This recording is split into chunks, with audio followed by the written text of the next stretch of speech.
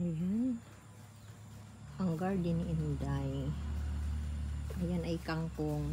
Itinanim ko na dyan kasi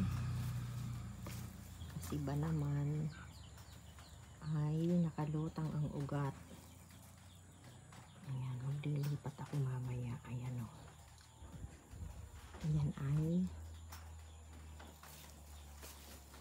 hindi ko alam kung pak choy o mustasa. Ayan.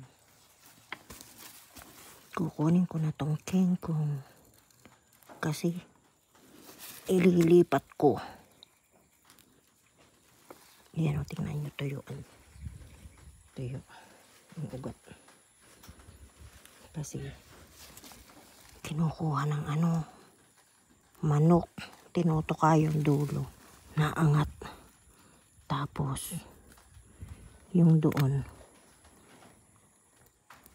tinanim ni Joel ay nakalutang. Oh my gosh.